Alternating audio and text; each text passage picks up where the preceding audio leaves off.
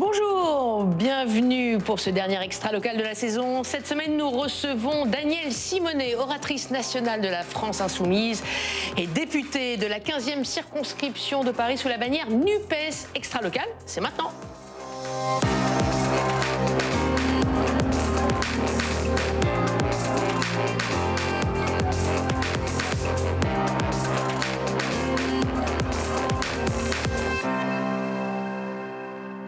Bonjour Danielle Simonet.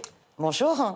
Merci d'être avec nous durant ces 52 minutes durant lesquelles vous serez interrogé par deux journalistes de nos régions ainsi qu'un journaliste de Public Sénat. Je vous les présente tout de suite. Représentant du Grand Est, Fabrice Wesser-Redon est de retour parmi nous. Bonjour Fabrice. Bonjour Marie. Secrétaire général du Bureau des informations générales du groupe EBRA, le plus grand groupe de presse français. Rebonjour Fabrice. Julien Lécuyer, également de retour parmi nous. Bonjour chef Marie. d'agence à la Voix du Nord merci. qui représente les Hauts-de-France. Ici, bonjour Julien. Et Steve, également de retour parmi nous, Bonjour journaliste Marie, politique bonjour à Public Sénat. Bonjour. Voilà, les présentations sont faites. On commence par votre portrait français. C'est une petite habitude ici, c'est un petit questionnaire de Proust. Et c'est Fabrice qui vous pose la première question. Eh ben oui, la première question d'Anne Simonet, vous qui êtes une femme de gauche, quel est votre personnage historique préféré? Alors, il pourrait y en avoir plusieurs, mais je vous citerai Louise Michel, une femme du Grand Est. Une figure de la Commune de Paris. Et une figure de la Commune de Paris. C'est pour ça que vous l'appréciez? Alors, moi, je trouve aussi intéressant ces prises de position qui étaient très féministes, mais qui étaient aussi très en avance sur son temps, sur, par exemple, la question de la condition animale. Elle citait notamment plus on est féroce envers la bête, plus on est soumis à la main qui vous frappe. Et finalement, elle montrait en quoi la nécessité de prendre en compte la question de la condition animale est étroitement liée à la nécessité de se battre contre tous les rapports de domination qui s'articulent entre eux. Et donc, elle était finalement assez écoféministe. Avant l'heure. Bien avant l'heure, voilà. Donc, je trouve que c'est un personnage extrêmement intéressant. Allez, Julien Lécuyer, autre question. Une question sur votre expression préférée. Alors, expression préférée, moi, il y a une militante dans le 20e arrondissement qui souvent terminait ses mails en disant gardons-nous fiers ou gardez-vous fiers. Et j'aime bien cette expression parce que finalement, celles et ceux qui résistent, qui se mobilisent pour défendre leurs droits, pour mener des batailles écologiques, sociales, c'est dur. C'est dur le combat parce que vous mettez beaucoup d'énergie, vous ne gagnez pas toujours. Et l'idée de se garder fier est important parce que finalement, quand on se met en mouvement, eh bien, déjà, ce que l'on gagne, c'est la dignité collective de résister, d'être debout et de se battre pour ses convictions, voilà, pour l'intérêt général. Et Steve, dernière question. Politique, parlementaire, quelle est selon vous la loi la plus précieuse de notre République, de la Ve République? Alors, ça pourrait être... l'abolition de la peine de mort, mais je dirais aussi le droit à l'IVG. Voilà, ça me semble, la question du droit à l'avortement qui revient d'actualité aujourd'hui. Vous savez que nous souhaitons l'inscrire dans la Constitution, comme avec d'autres nouveaux droits humains, par exemple le droit de mourir dans la dignité, le droit au changement de genre, à l'état civil libre et gratuit. Voilà. Ces nouveaux droits, il faut les constitutionnaliser parce que ces conquis ne sont jamais acquis pour toujours, et la situation américaine nous le rappelle. Et je suis à la fois, je dirais, assez inquiète qu'après que Mathilde Panot, présidente du groupe à la France Insoumise, ait annoncé que nous allions faire à nouveau une proposition de loi constitutionnelle pour constitutionnaliser le droit à l'avortement, sachant qu'on l'avait fait déjà en 2018-2019, mais que la Macronie ne le voulait pas. La Macronie a changé d'avis puisque le lendemain, par l'intermédiaire d'Aurore Berger, était annoncé qu'il y aurait aussi une proposition de loi. Nous avions estimé qu'on pourrait d'ailleurs faire une proposition de loi co-signée. Transpartisane. Transpartisane, et ça serait très, très, très fort. Et on se bat toujours pour ça. Sauf le Rassemblement national. Bien sûr, mais de toute façon, ce qu'on voit, c'est que d'emblée, M. Bayrou a rejeté la proposition et qu'elle n'est pas inscrite à l'ordre du jour de cette session extraordinaire. Et si dans elle... Madame Elisabeth Borne en a reparlé. Bon, pour l'instant, on ne sent pas que c'est une priorité du gouvernement. Et donc là, ça va être une bataille d'opinion, parce qu'il faut absolument, je pense, l'inscrire dans la Constitution. Et c'est un message aussi que la France peut renvoyer au monde entier aussi sur l'enjeu de se battre pour le droit à l'IVG. On part tout de suite dans la politique. Je n'ai pas fini tout à fait mon questionnaire de Proust. Dernière question. Ici, Oui, forcément, rituel, rituel. Nous sommes dans une émission régionale. Quelle est votre région de prédilection? Évidemment, on pense à Paris. Vous êtes francilienne, mais encore une autre région de cœur? Notre région de cœur, non, ça pourrait être toutes les régions de France. Après, moi, j'ai passé les 16 premières années de ma vie dans un petit village dans le sud de Seine-et-Marne. Voilà, donc, et c'est une toute autre réalité, une réalité très rurale, voilà, à laquelle... même Donc si ça n'est l'Île-de-France. que les 16 premières années de ma vie et j'ai pas mal d'années d'expérience depuis, voilà. La région Île-de-France. 4 réponses plutôt avec une tonalité féminine, j'ai entendu. Allez, on passe maintenant à notre autre figure imposée. C'est la question cash et c'est Julien Lécuyer qui s'y colle. Pour vous, question cash. Oui, ça me revient. Donc, bon, je Comme souvent. cite votre mentor, Jean-Luc Mélenchon, qui disait le 6 juillet dernier, avec 1,5% des voix en plus aux législatives, la NUPES avait la majorité absolue. Alors, histoire de montrer qu'il aurait pu devenir Premier ministre à quelques voix près. Mais après un 3e tour manqué aux législatives, il souhaite maintenant travailler à un 4e tour, soit dans la rue, soit au travers de la dissolution. Alors, outre le fait qu'on pourrait lui rappeler le concept footballistique du « à côté, c'est pas dedans », j'aimerais quand même connaître votre définition de la démocratie. Est-ce que c'est on vote 2 tours, on regarde qui a le plus de voix et on connaît le vainqueur, ou bien c'est on vote 2 tours, on regarde qui a le plus de voix et on commence tant que Mélenchon n'est pas élu? Il y a une bataille dans le pays très importante.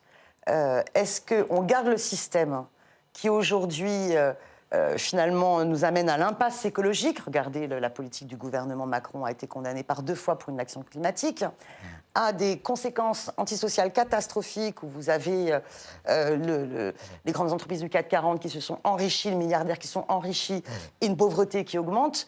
Où est-ce qu'on change? Notre souhait, c'était d'engager vraiment un programme de rupture. Oui, nous étions proches de la victoire.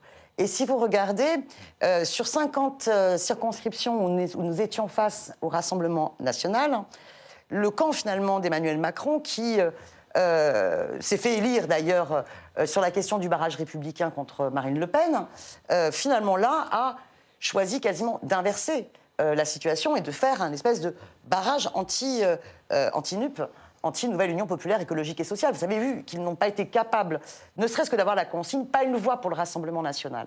On se retrouve donc dans une situation de crise politique où Emmanuel Macron, qui a raté ses élections, qui a perdu, qui est désavoué, il n'a pas de majorité. Il n'a pas de majorité absolue. On appelle ça une majorité, donc ça veut dire qu'on a gagné une élection. Non, franchement, c'est une défaite politique. C'est une défaite politique pour vous. Par contre, nous avons du coup, à l'arrivée, un groupe Rassemblement national de 89 députés, très inquiétant, et on a assisté sur ces 2 dernières semaines eh bien, à un quasi-mariage entre les députés de La République En Marche, LR et le RN sur certains votes. Et on voit finalement... Mariage totalement mis en scène chez vous, d'ailleurs. Mais donc ce 4e tour, excusez-moi, est-ce qu'on peut en revenir? Est-ce que ce 4e tour, vous l'appelez de vos voeux via une dissolution? Vous savez, nous, on a été élus pour à la fois résister à cette politique antisociale et anti-écologique et porter un programme alternatif. Nous allons donc assumer notre responsabilité à la fois de députés dans l'Assemblée pour continuer à mettre en avant notre programme, nos propositions et en même temps à nous opposer à tout ce qui sera régressif et qui ira à l'encontre de l'intérêt général, social et écologique et en même temps faire en sorte de contribuer à ce que les citoyens et les citoyennes s'impliquent dans cette bataille-là politique. Aujourd'hui, il faut sortir de l'inaction climatique. Voilà. Il faut absolument sortir des énergies carbonées. C'est une urgence. Moi, je vais réitérer ma question. Souhaitez-vous une dissolution pour finalement remporter ce 4e tour? Alors, déjà, la première étape, c'est d'exiger que ce gouvernement respecte la démocratie. Quand vous avez une ministre qui refuse de se soumettre au vote de confiance devant l'Assemblée nationale, ce qui ne s'est pas vu depuis 30 ans, c'est un déni démocratique. C'est-à-dire qu'on voit bien qu'ils font comme si les élections législatives n'avaient pas eu lieu. Ils n'ont pas eu la confiance... C'est pas une obligation légale de se soumettre à... Certes, mais on sait pertinemment que c'est un principe dans le respect de la démocratie. L'exécutif doit se soumettre au vote Comme du le Parlement. principe, c'est la commission des finances qui passe Puisqu'il puisqu'il refuse le vote de confiance, eh bien, nous allons présenter une motion de censure, une motion de défiance, pour leur demander, voilà, de rendre des comptes. Et nous allons bien voir dans l'Assemblée nationale qui vote quoi et qui finalement... A priori, elle n'a aucune chance d'aboutir sans un soutien du Rassemblement national ou des Oui, mais ça nous Républicains. permet, nous, de continuer à dire, voilà, ce gouvernement a un programme, nous sommes persuadés, totalement illégitime dans la population. Vous prenez par exemple la retraite. Le gouvernement illégitime, c'est intéressant. En quoi Elisabeth Borne et son gouvernement est illégitime? Parce que par exemple, Jean-Luc Mélenchon le dit. demandez à la population et regardez les sondages sur les questions programmatiques. Vous avez une écrasante majeure partie du pays qui est contre la retraite à 65 ans. Que dit Elisabeth Borne? Eh bien, qu'elle continuera à se fixer l'objectif de travailler plus longtemps dans la vie. C'est le programme présidentiel du premier tour sur lequel il a été élu. Il n'a pas été élu sur ce programme. Il a remporté le premier tour sur la base de ce programme présidentiel. Sauf que vous le savez comme moi, il a été élu parce que les citoyens et les citoyennes ne voulaient pas de Marine Le Pen au pouvoir. Au deuxième tour. Ils ne tiennent pas compte de ce que ça signifie et continuent coûte que coûte sur leur programme qui va infliger une violence sociale dans ce pays terrible. Voilà. Alors, vous parliez du vote de confiance qui n'a pas eu lieu. C'était à la suite du discours de politique générale d'Elisabeth Borne que je vous propose de réécouter. Enfin, quelques extraits. C'est Public Sénat qui était. Regardez. S'il vous plaît, mes chers collègues, laissez Madame la Première ministre continuer. À l'Assemblée nationale, les oppositions sont majoritaires et virulentes. La France insoumise a promis une opposition dure et frontale à la Première ministre. Madame la Première ministre, il faudra vous soumettre ou vous démettre. Nous ne croyons pas une seule seconde à une Macronie qui retrouve la raison. Le groupe de gauche a d'ores et déjà déposé une motion de censure.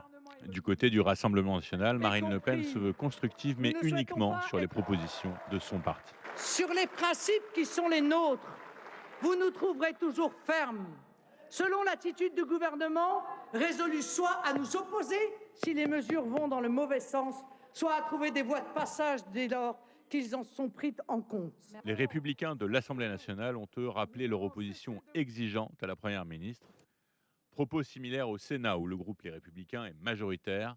Seule la réforme des retraites semble capable d'emporter l'adhésion de la droite. Sur la réforme des retraites, nous vous suivrons, bien sûr, parce qu'évidemment, il faut sauver notre régime. Notre ligne sera claire et sera exigeante. Ce sera l'intérêt supérieur du pays. Et nous pratiquerons une opposition, bien sûr, mais une opposition d'intérêt général. La gauche sénatoriale a mis en garde contre la tentation de passer en force. Certes, la Constitution vous donne beaucoup d'outils pour tenter d'appliquer, même en force, une partie du projet du président Macron. Mais si vous tombiez dans ce travers, les répliques sociales seraient incontrôlables. Premier texte du gouvernement, le pouvoir d'achat, malgré une préoccupation transpartisane. Il faudra pourtant trouver des compromis avec les oppositions pour faire passer les mesures. Alors revenons tout d'abord sur ce texte, ce discours de politique générale d'Elisabeth Borne, qui a été plutôt bien accueilli par les Français. Nous avons un petit sondage de Doxa qui nous le prouve. Plus d'un Français sur deux a trouvé qu'elle était convaincante. C'est le cas pour vous aussi? Non, pas du tout. Pas du tout. Bon, vous ne faites pas partie des 51% minoritaire. Vous êtes minoritaire. Non, Partie des 40%.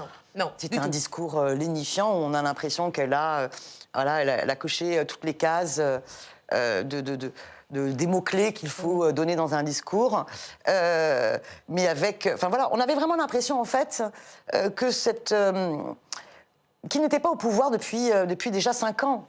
C'était comme s'il n'avait pas été au pouvoir depuis 5 ans, comme s'il n'y avait pas eu d'élection. Et finalement, dans leur discours, beaucoup d'hypocrisie.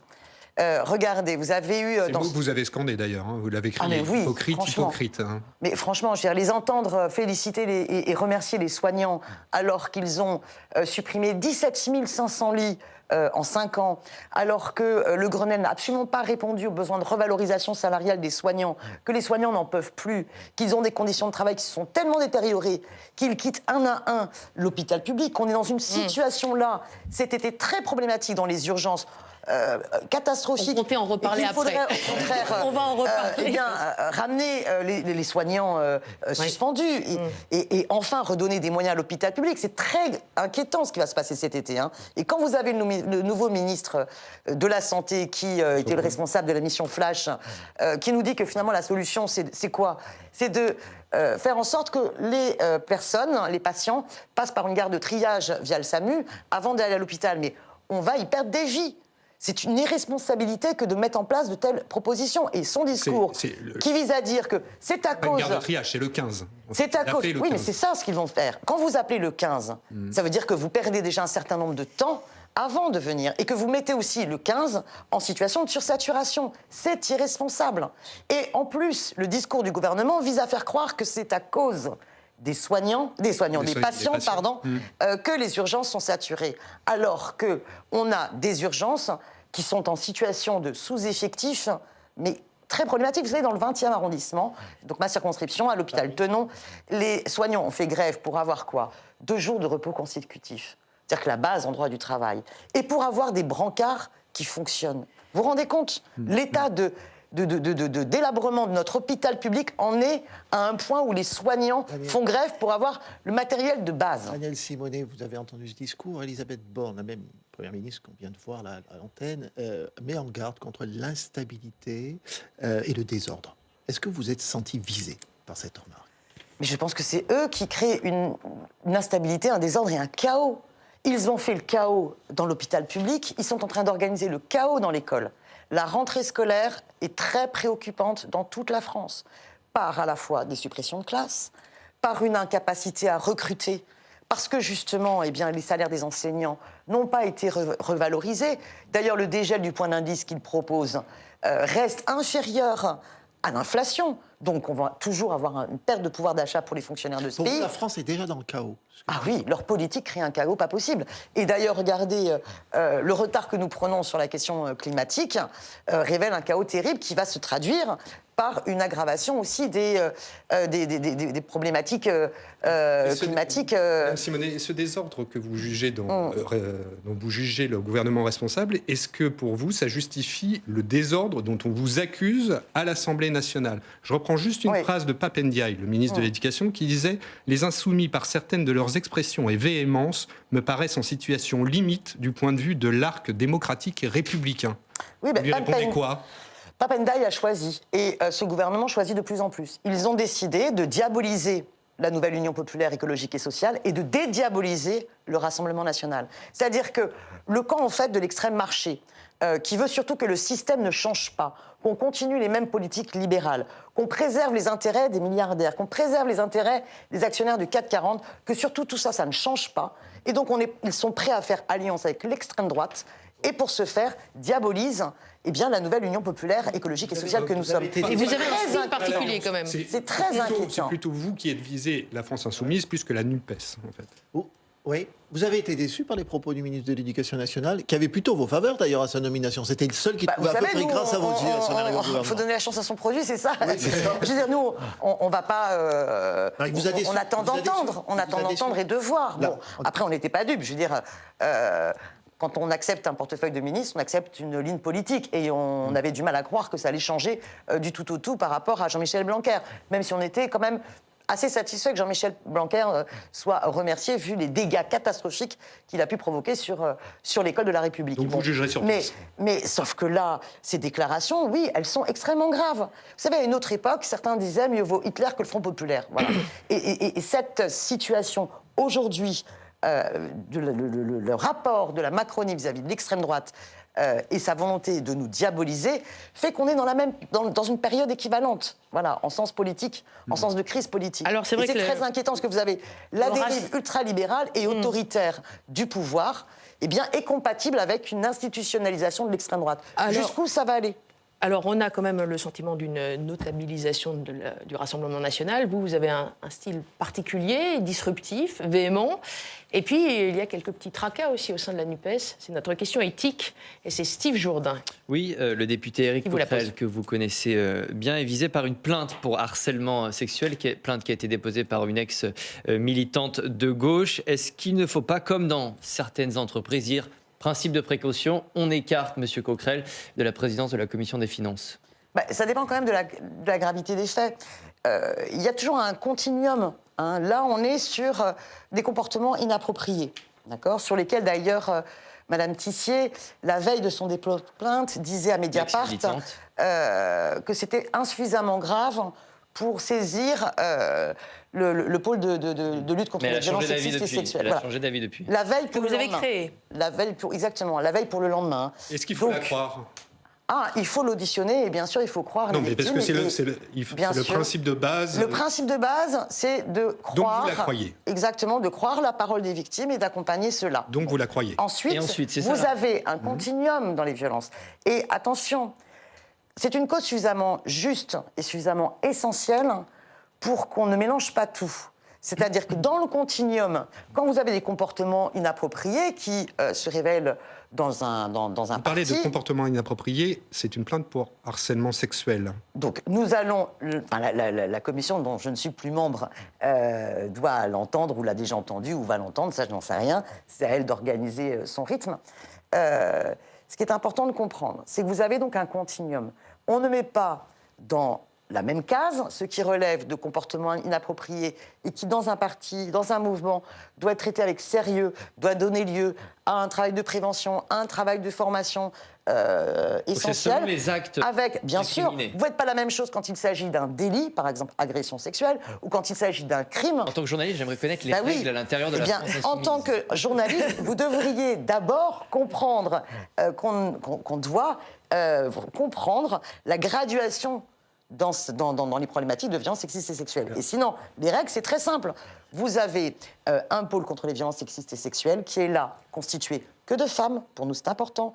Son rôle n'est absolument pas de juger, son rôle est de prendre en compte la parole des femmes et de protéger les femmes, de les accompagner si elles ont besoin d'être accompagnées d'un point de vue psychologique ou dans une démarche juridique. Et c'est ensuite le parti qui juge. Et de faire en sorte aussi de pouvoir préconiser les formations dans le mouvement pour que on lutte contre tous les process liés à la domination patriarcale.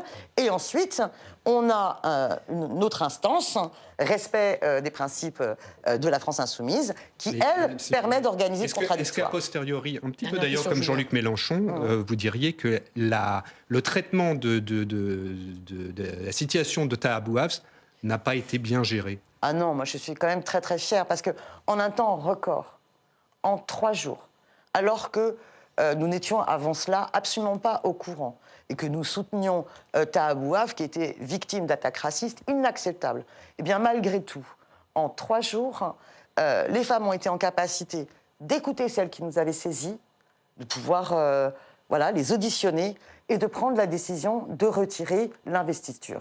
Ça a été une décision qui a été extrêmement dure. Mais pour nous, ce qui est important... C'est pas ce qu'il dit lui-même. C'est pas ce qu'il dit lui-même dans une lettre... En fait. Oui, mais avec une difficulté. Il ne sait pas quoi, il ne sait pas comment. Oui, je sais bien. Et ça, vous devez le recevoir. En fait, c'est une situation qui est... Voilà, c'est très difficile à accepter et c'est très dur. Mais si les femmes ne veulent pas... veulent garder leur anonymat, nous devons respecter cette volonté des femmes de garder leur anonymat. Allez, on avance. Notre partie extra, tout de suite.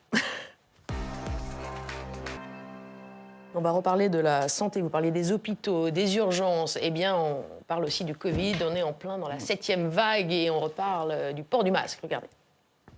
Devant cette pharmacie, pas de queues interminables comme on a pu en connaître l'an dernier. Mais la demande de tests augmente régulièrement. Dans cette autre pharmacie, on croise des personnes masquées, par prudence. Pour me protéger, vu qu'on parle d'une nouvelle vague. Donc, dans les endroits clos où il y a du public, je préfère le mettre. Et d'autres qui viennent se faire tester. Je suis cas contact, puis j'ai fait des obsèques hier, donc je suis possiblement une diffuseuse de virus. C'est pour ça que je viens vite faire le test, pour pouvoir prévenir le pire, quoi. On était à moins de 10 tests par jour, là on est passé entre 30 et 40. Avec un taux de positivité entre 30 et 40%. Alors du coup, forcément, la vaccination, ça repart, puisqu'on commence à en reparler dans les médias. Donc les 4e doses essentiellement, mais aussi les 3e doses, parce que les gens, déjà s'ils veulent partir en vacances, il leur faut leur 3e dose, surtout à l'étranger. Ça commence à être inquiétant, surtout qu'on arrive en période de vacances. Donc du coup, les équipes, elles vont commencer à être réduites Est-ce que chacun va prendre ses vacances? En été, franchement, on veut quand même respirer l'oxygène pur, on ne veut pas quand même encore se masquer, quoi. C'est pas vraiment le moment. J'avoue que j'ai envie de revivre normalement. Je suis moi-même enseignante, donc pendant 1 an ou 2 avec les masques et les élèves, ça a été très difficile. Sur le plan de l'intérêt général, en effet, est-ce qu'il ne faut pas penser aux soignants, aux hôpitaux, avec un risque peut-être à nouveau d'engorgement des urgences. Peut-être pas penser individuel, mais collectif. Donc voilà. Notre message, c'est d'inciter vraiment ces populations plus à risque à faire ce deuxième rappel. Et puis pour les populations les plus jeunes, c'est de porter un masque chaque fois qu'ils sont dans une collectivité, donc une salle de réunion sans fenêtre par exemple, ou dans les transports en commun. Et puis bien sûr rappeler l'intérêt d'aérer, de se laver les mains, et de se tester, je pense, ça c'est très important, au moindre doute. Voilà, Covid, l'ennemi de notre été, le pic épidémique est attendu à la fin du mois de juillet. Est-ce que vous êtes pour le port du masque ? Écoutez, je pense que quand il y a une situation où la pandémie reprend, il faut absolument respecter les gestes barrières. Donc c'est vrai qu'arrive l'été, on aura envie de se resserrer la main, de se refaire la bise. Non, il vaut mieux éviter. Et oui, il me semble qu'il faut encourager le port du masque. Des préconisations, mais pas d'obligation. Ce qui semble surtout très important, c'est qu'on revienne à la gratuité des tests pour toutes et tous. Pour tous. La question des tests gratuits est ce qui peut permettre vraiment de limiter la propagation. Moi, je suis assez effarée, finalement, d'avoir le sentiment que le gouvernement n'a tiré aucune leçon. Puisque là, ils vont nous présenter une loi sur les questions d'urgence sanitaire. Voilà. Bon, elle a que 2 articles et en fait, deux éléments. Le maintien des systèmes d'information SIDEP et Contact Covid qu'ils avaient créés en 2020, bon, avec toujours quand même les mêmes problèmes de contrôle des données, et la possibilité jusqu'au 31 mars 2023, par décret, d'exiger le pass sanitaire aux plus de 12 ans souhaitant se déplacer à destination ou en provenance du territoire hexagonal, donc par exemple venant de la Corse ou des Outre-mer. Oui, c'est pour maintenir le contrôle sur les frontières au cas où. Sauf que d'abord, on voit l'aberration. Vous savez, nous, on est contre le pass vaccinal et le pass sanitaire. On est pour inciter à se vacciner, parce que quand vous êtes vacciné, vous ne développez pas de forme grave, mais on est contre toute obligation. Nous sommes pour l'abrogation de pass sanitaire, pass vaccinal. Mais là où on voit que c'est totalement absurde, c'est que si vous êtes vacciné, vous avez toutes vos doses, mais vous pouvez quand même néanmoins être positif au Covid. Et donc être contaminant. Et vous évitez une forme grave. Oui, certes, mais vous êtes contaminant, d'accord ? Eh bien, on ne va pas vous demander un test pour prendre l'avion. Si vous avez vos vaccins, eh bien, voilà. Donc ça veut dire que ça ne protège pas de la propagation. Qu'est-ce que vous demandez absolument dans ce projet de loi? Là, il faut absolument revenir à la gratuité des tests pour toutes et tous, qu'on soit vacciné ou pas vacciné. Ça veut dire que si on encourage la vaccination, eh bien, ça veut dire qu'il faut que les doses, elles soient là. Donc la bataille sur la question aussi de la levée des brevets, elle est toujours d'actualité. La gratuité des masques... Donc tout ça, ce sont des amendements. La gratuité des masques FFP2 est aussi un enjeu. Enfin, je veux dire, et il faut déjà... que tout le personnel, pas uniquement de santé, mais aussi sanitaire et social, tous celles et ceux qui sont en contact avec du public puissent avoir accès à ces masques FFP2. Enfin, ce sont des choses, ça fait quand même plus de 2 ans qu'on revient là-dessus, et le gouvernement n'en a tiré aucun enseignement. En début de semaine, vous allez faire quoi? Ah oui, donc il y a des amendements qui sont en train d'être travaillés, voilà, pour justement... Écoute de la réintégration des soignants, vous y êtes favorable? Oui, bien sûr, bien sûr. Bien sûr, je suis favorable à la réintégration des soignants. Comme le Rassemblement national, d'ailleurs. Écoutez, vous avez quelques points communs avec le Rassemblement national. Non, arrêtez. Vous voyez bien que sur la logique, sur la logique libérale, il y a beaucoup plus de points communs et de compatibilité entre la Macronie et le Rassemblement national. Mais on va le voir d'ailleurs sur la proposition de loi, sur le projet de loi concernant le pouvoir d'achat. Ah ça tombe bien. Voilà, on fait la transition. Parfaitement, voilà. Après le pic Covid, le pic inflation et le pouvoir d'achat, le paquet a été présenté donc hier avec 20 milliards débloqués parmi les mesures, outre le chèque alimentaire, le chèque carburant, le bouclier tarifaire, il y a la suppression de la redevance, la revalorisation du RSA, des retraites, du point d'indice pour les fonctionnaires, le plafonnement des loyers également, limité à 3,5%. Certains voudraient aller plus loin en matière de logement et je vous propose de regarder tout de suite ce petit reportage venant de Bretagne notamment. Action plage morte organisée ce samedi à Quiberon par le collectif de jeunes indépendantistes bretons Dispatch. Dans le sable, des croix avec des noms de villes et leur pourcentage de résidences secondaires, mais aussi des toiles de tente pour symboliser la crise du logement en Bretagne. L'action qu'on fait aujourd'hui, elle vise en fait à alerter sur le nombre de résidences secondaires, sur les difficultés pour les locaux, pour toutes les personnes qui viennent travailler, les saisonniers, de trouver des logements, de pouvoir se loger à des prix qui sont encore accessibles pour nous. Cette situation, le collectif la dénonce depuis plusieurs années et récemment des revendications auxquelles il s'associe ont fait leur apparition sur la RN 165. Dispatch avance 13 propositions. Les grosses propositions qu'on a, c'est le statut de résident, pour commencer. Voilà, privilégier l'accès au logement, que ce soit à l'achat ou à la location, pour les personnes qui vivent et travaillent ici à l'année. On a aussi le placement de toute la Bretagne en zone tendue, ce qui permettrait de pouvoir augmenter la taxation sur la résidence secondaire et à rapporter aussi de l'argent pour pouvoir gérer le foncier aussi derrière, et de plafonner les loyers. On propose aussi l'interdiction du bétonnage, la nouvelle construction en fait pour toutes les villes qui dépassent 10% de résidences secondaires. Nous sommes aujourd'hui dans une situation où le besoin de logement lié à l'attractivité du territoire est plutôt de 7000 logements par an, et malheureusement ces dernières années nous sommes sur une production qui est autour de 2500 logements.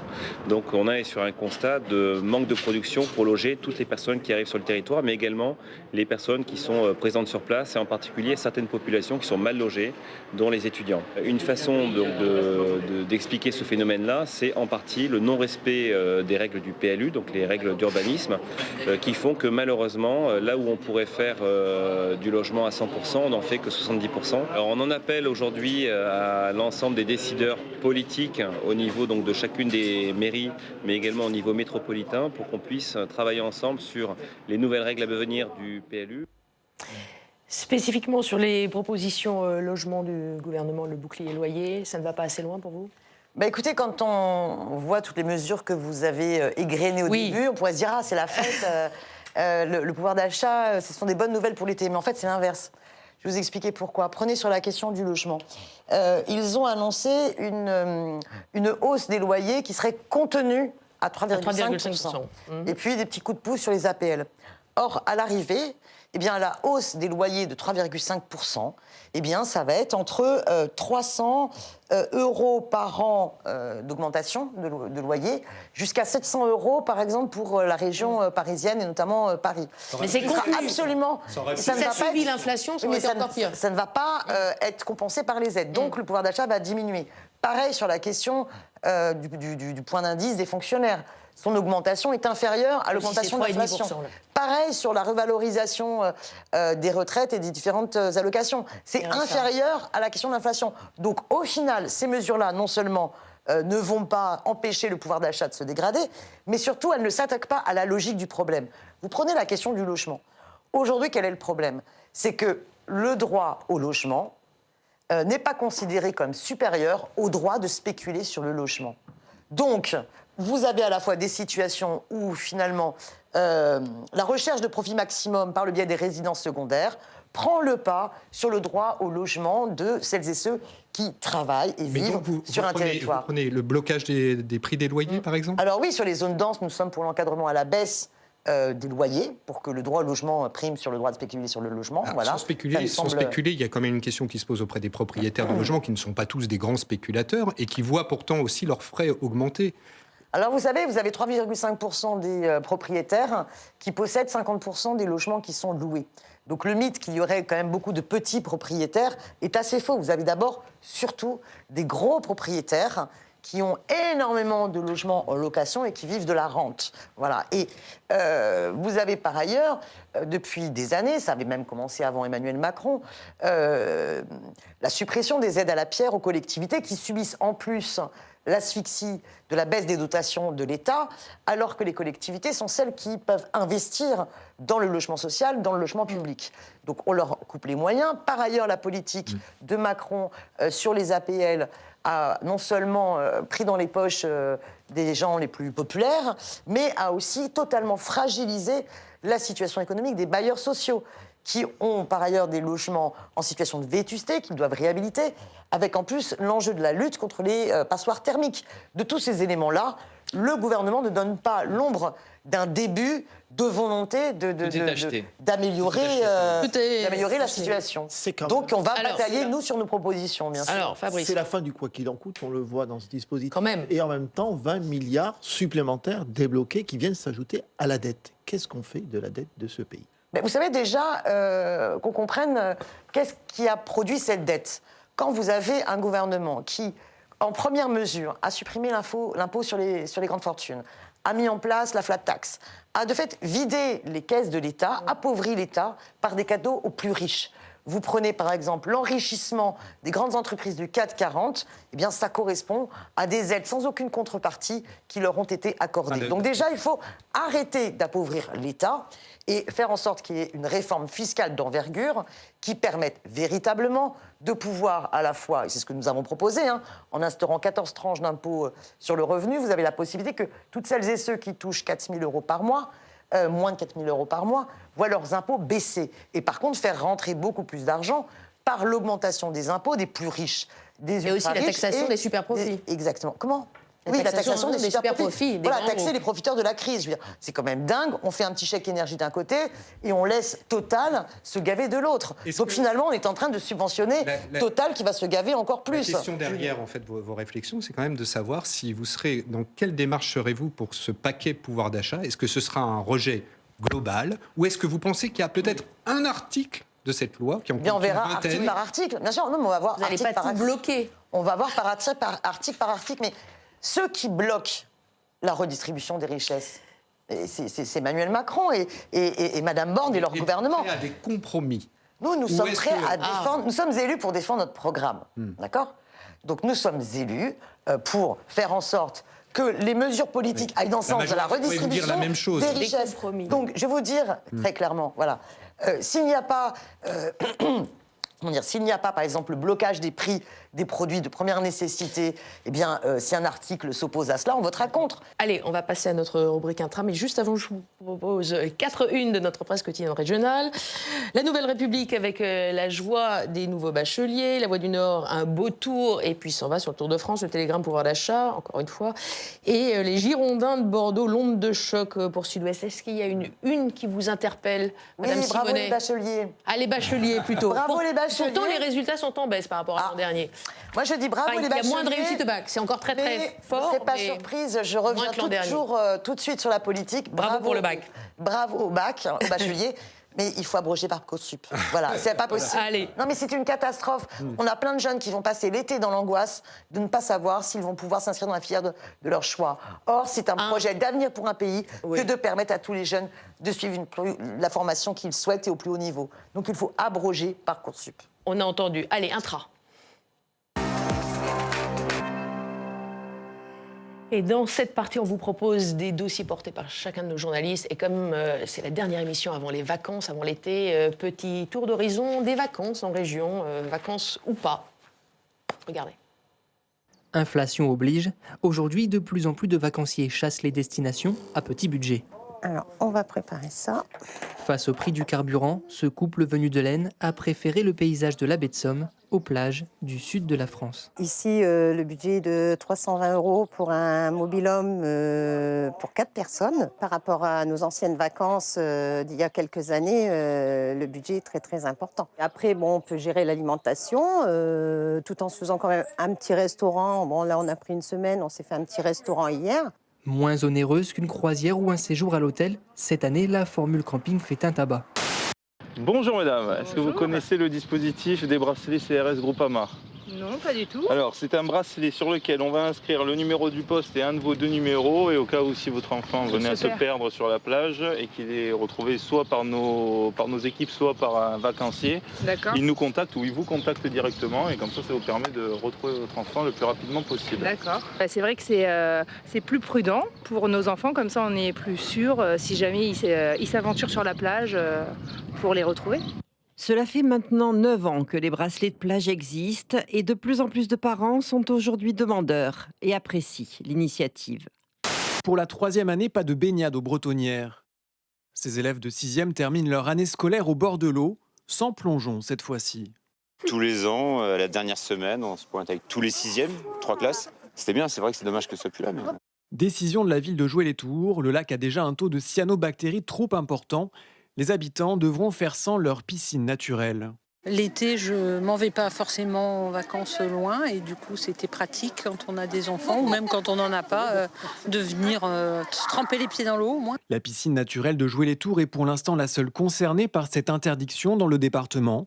Quel que soit le lieu, il est conseillé d'éviter de toucher les algues et de se doucher après la baignade.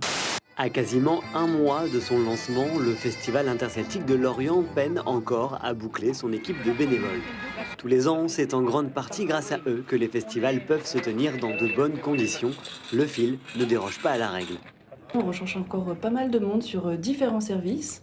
Ça peut être du bar, de la restauration, du contrôle, mais aussi des plus petits services comme la prévention des risques liés à la fête, l'accessibilité, le service des consignes qui va être un nouveau service cette année.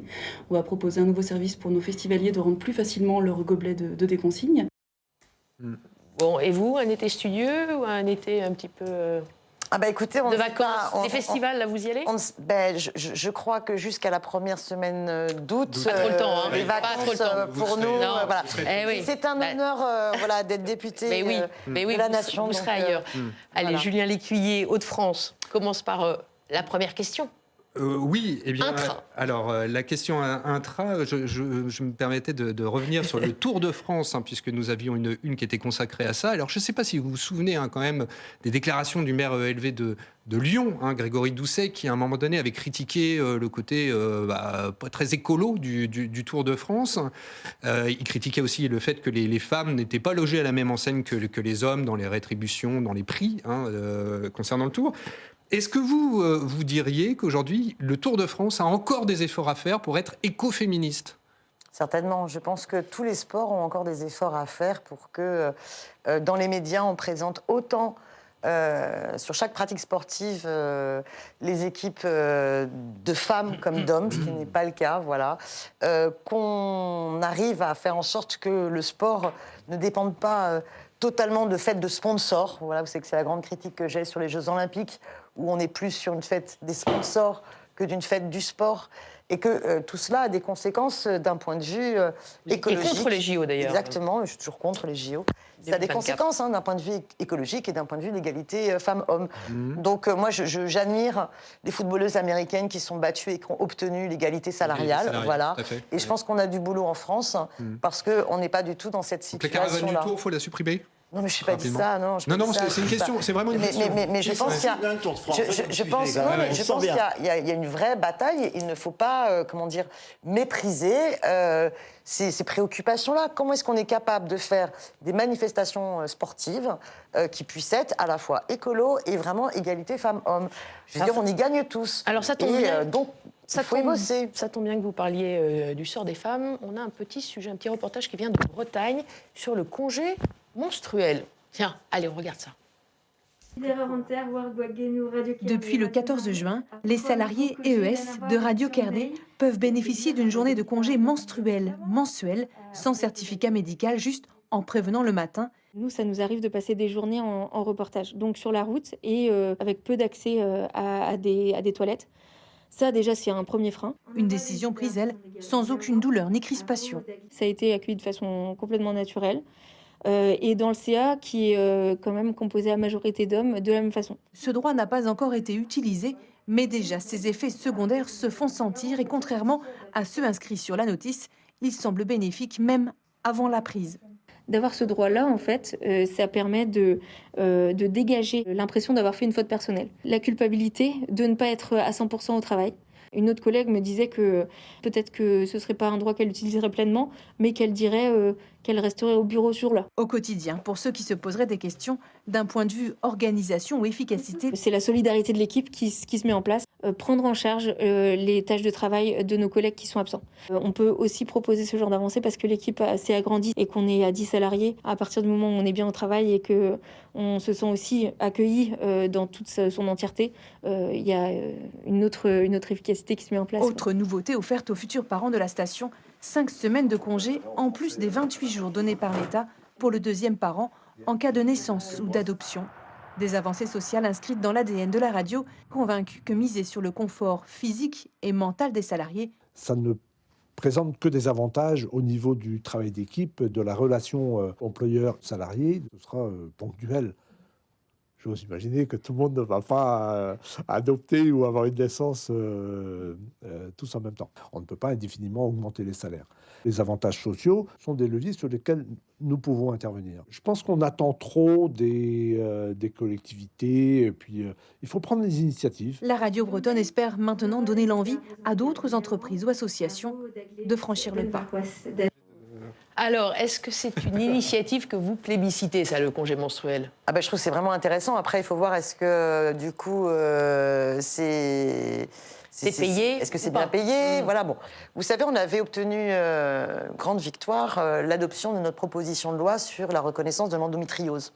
Et hélas, il n'y a pas eu de décret d'application. Visiblement, Véran était opposé et on voyait bien l'hypocrisie de finalement faire passer une loi puis pas mettre les décrets d'application. Or, il y a une vraie nécessité de reconnaissance des souffrances physiques qu'on peut endurer. Et c'est vrai qu'on sait pertinemment que si ces questions-là étaient... si c'était les hommes qui étaient concernés, on en serait sorti depuis longtemps. Et d'ailleurs, c'est une proposition de loi que vous porteriez, enfin, ou un amendement. Tout à fait. Ça, et comme oui. la gratuité des protections périodiques, c'est une nécessité, je veux dire, on a pris beaucoup de retard sur ces sujets-là. Allez, sans transition, on parle d'industrie, dans le Grand Est notamment. Fabrice. Oui, alors un peu plus au sud, avec Auvergne-Rhône-Alpes, cette entreprise Scopelec, qui est un sous-traitant, l'un des sous-traitants principaux de Orange, opérateur public, qui va donc perdre, du fait de cette perte de contrat, 40% de son chiffre d'affaires, entre 5 et 600 licenciements sont prévus du fait du retrait d'Orange, le retrait de ce contrat d'Orange. Est-ce que l'État doit intervenir au-delà de ce qu'il fait aujourd'hui? Bien sûr, il faut toujours que l'État puisse intervenir pour empêcher des suppressions d'emplois et pour voir l'ensemble des hypothèses Interdire possibles. le licenciement? Moi, je pense déjà qu'il faut interdire les licenciements de toutes les entreprises qui font des profits. Déjà, c'est une première règle essentielle. Et ensuite, il faut absolument qu'il y ait une stratégie de la France de réindustrialisation, de relocalisation et par ailleurs aussi de penser quels sont les emplois qui répondent à des besoins. Toute notre orientation en termes de bifurcation écologique doit permettre aussi de pouvoir justement relocaliser et soutenir les créations d'emplois et soutenir la préservation des emplois existants. Alors là, on parle d'entreprises publiques, enfin Orange, semi-publique. On n'a pas parlé de la renaissance. On a donc une entreprise publique qui cautionne des suppressions d'emplois. C'est totalement inacceptable. Maintenant, je dois être honnête et je ne connais pas plus précisément le dossier. Ça me permet de faire un petit lien vers la renationalisation d'EDF qui a été évoquée par Elisabeth Borne et recueillir votre avis là-dessus. Alors en fait, elle n'a pas du tout utilisé ce terme de renationalisation, puisque vous ne serez pas à l'arrivée sur un EPIC. C'est simplement que... 100% du capital. 100% du capital, qui est à 80. Ce qui n'est pas du tout la même chose. Mais surtout, c'est pour faire quoi? Mais pour faire quoi? Est-ce que le projet Hercule est abandonné? Est-ce qu'on est... C'est un projet de réforme d'EDF. Manifestement. C'est-à-dire que le projet Hercule, c'est quand même la privatisation. Consistant en une partition. Oui, c'est la privatisation des profits et la socialisation des pertes. Voilà. Donc ça, c'est hors de question. Vous comprenez? Il y a une terrible entourloupe à travers cette annonce-là. C'est-à-dire que l'État va reprendre les dettes, voilà, et ensuite, les filières, entre guillemets, rentables d'énergie renouvelable vont être privatisées. Vous faites un procès on sait que c'est ça qui est prévu, parce que c'est déjà ce qui était prévu dans le dossier Hercule, voilà, et que le premier problème a été la libéralisation de l'énergie, la mise en concurrence sur l'énergie. Donc vous ne dites pas bravo. Nous sommes pour la création d'un pôle public de l'énergie. Plutôt écoutez ce que dit la CGT. Par exemple, de l'énergie, les syndicats, FO, Sud, ils disent, mais qu'est-ce que c'est que cette entourloupe puisqu'ils ne prévoient pas de créer un statut d'EPIC. Ils n'annoncent pas l'abandon total d'Hercule. Donc on sait pertinemment que c'est ces dossiers-là qui vont revenir à la surface. Allez, on passe à Steve Jourdain avec une question plus parlementaire. Oui, mais on va reparler d'Éric Coquerel. Éric Coquerel, allez. l'Assemblée nationale, c'est un peu sa semaine, Éric Coquerel. Il a annoncé qu'il allait proposer de lancer une mission d'information sur le recours de l'État au cabinet privé. Le Sénat a bossé dessus pendant 6 mois. Madame Simonet, pourquoi ne pas s'appuyer sur ces travaux? Vous avez remarqué que l'élection d'Éric Coquerel à la présidence de la Commission des Finances a suscité beaucoup d'inquiétudes dans les rangs du Rassemblement national, de LR, de LREM, et dans pas mal de journaux qui se disaient « oulala, catastrophe », avec y compris des déclarations de certains qui disaient « mieux vaut le RN que le contrôle fiscal ». Oui, non, mais là, sur cette proposition... C'est au contraire extrêmement important de dire que dès le début de cette responsabilité d'Éric Coquerel au niveau de la Commission, qui marque que la nouvelle Union populaire, écologique et sociale est bien la seule opposition, la première opposition à Macron, qui est une commission d'enquête parce que c'est $1 milliard qui a été... $1 milliard aux sociétés de conseil. À moins de pouvoir une commission d'enquête. Oui, mais la question quand même... Les citoyens et les citoyennes ont le droit de savoir. Mais ils savent. Comment ça se fait? Non, on veut les chiffres, on veut les éléments. Mais ça a été publié et par les communistes notamment. On veut avoir les éléments, tous les éléments. Alors, je vous invite à lire le rapport. Ce sont des amis à vous qui l'ont fait, non, notamment Madame Assassi, qui est communiste. Présidente du groupe communiste. Qui n'a pas été appelée d'ailleurs par Éric Coquerel avant que cette mission d'information ne soit évoquée.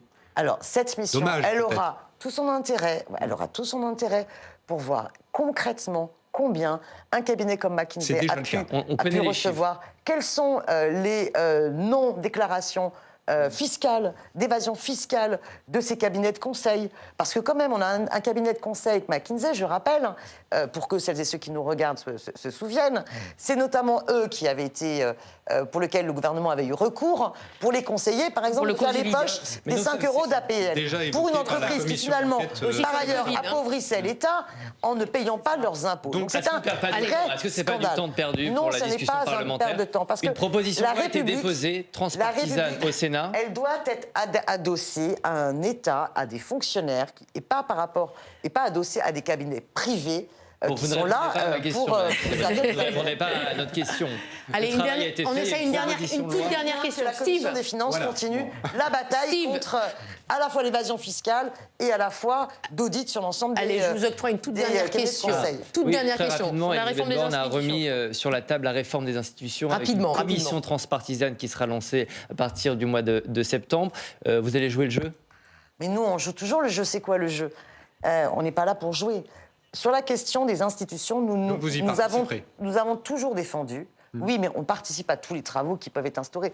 Nous avons une orientation qui est très claire. Il faut passer à une 6e République. Ça n'est pas une commission Théodule, par ailleurs, qui doit permettre de passer à une 6e République. C'est un processus de constituante. C'est-à-dire c'est aux citoyens et aux citoyennes de redéfinir les règles du jeu. Et c'est une méthode avec laquelle nous sommes en total désaccord que de croire que toutes ces questions constitutionnelles peuvent se faire dans un petit cabinet, même avec toutes les composantes majorité opposition. Nous sommes... Dernier mot. Non, je suis pour une assemblée constituante, pour que ce soit les citoyens qui redéfinissent les règles du jeu démocratique et qu'on sorte de la 5e République monarchique présidentielle, comme ça se fait en ce moment, d'ailleurs, au Chili, de manière passionnante. On en reparlera à la rentrée. C'était la dernière émission. Merci beaucoup, Daniel Simonet. Merci à vous trois. Merci à vous derrière les écrans. Merci aux télévisions locales pour leurs images. On vous souhaite à tous un très très bel été à la rentrée le 16 septembre. Bye bye.